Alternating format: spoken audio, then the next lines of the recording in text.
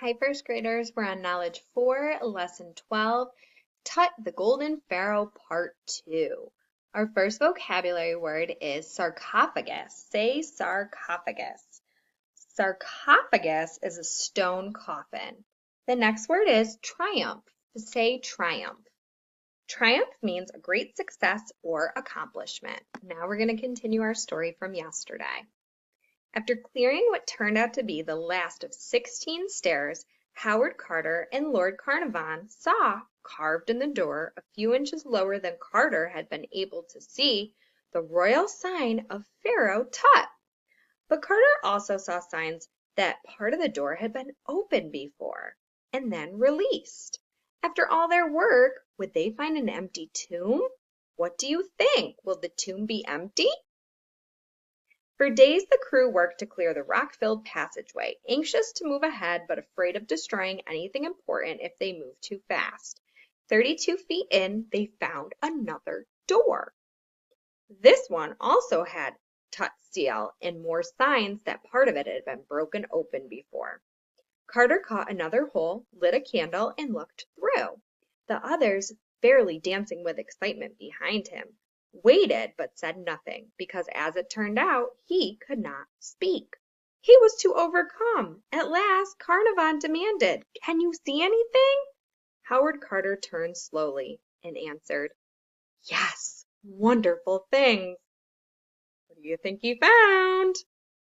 What they saw was just a hint of what appeared several days later when they opened that door and entered by the light of electric torches, or flashlights.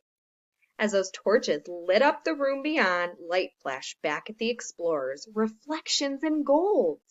There, shining in the torchlight, were a golden throne, a statue of a golden snake, couches made of gold, golden clothing draped around two large black stone statues, and much, much more. Looking around, Carter saw ancient Egyptian art pieces of great beauty, some unlike any they had ever seen before. These were priceless, not only for the gold and jewels all over them, but also because they would give new clues to the religious beliefs and way of life of ancient Egyptians. Then one of Carter's assistants called, "There's another door." Sure enough, there was another. Smaller room filled with more objects, but unlike those in the first room, these were thrown about as if a robber feverishly looking through the riches of the place had been interrupted and had left in a hurry. But among all those wonders, something was missing. There was no mummy, nor even a mummy case or sarcophagus. There was a moment of mixed triumph and disappointment. But the surprises of the day were not over. As Carnarvon and Carter re-entered the room, they glanced at the far wall, and almost at the same moment shouted, "Look!" For in that wall they saw another door. Already they had found the largest, most valuable collection of ancient Egyptian treasures ever discovered. It would take several months before their team could examine everything and gently move it out. Finally, Howard Carter gently pulled away some stones on top of the fourth door, and holding up a light, he looked in. At his side, an assistant held up a microphone to carry Carter's words by radio around the world. Here is how Howard Carter later described what he saw beyond the door. There, within a yard of the doorway, stretching as far as one could see, stood a solid wall of gold. There were no clues as to its meaning, but with the removal of a very few stones, that mystery was solved. We were at the entrance of the actual burial chamber of the king.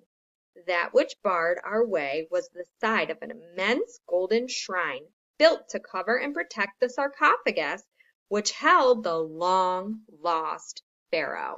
They had found the burial chamber of Tut almost 3,300 years after his death. The great cover surrounding his mummy case stood 18 feet wide, 11 feet long, and 9 feet high, all covered in gold. Carved into this were hieroglyph symbols. The walls of the room were covered with hieroglyphic words and paintings of Tut and other Egyptian gods. The sarcophagus itself turned out to hold a series of cases, one inside the next, some of wood covered in gold. The innermost case, holding the mummy, would become one of the most famous images in all of the world. It was made of solid gold.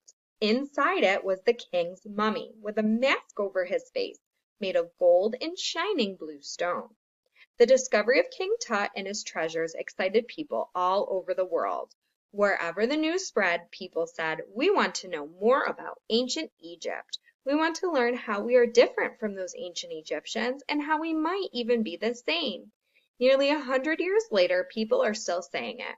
All this happened because two men, Howard Carter and Lord Carnarvon, wondered about someone who had lived more than 3,000 years before them, Tut, the Pharaoh of Egypt. The end. Wow, that was an exciting story today. You may go ahead and click on the Google Forms to answer the questions about today's Read Aloud.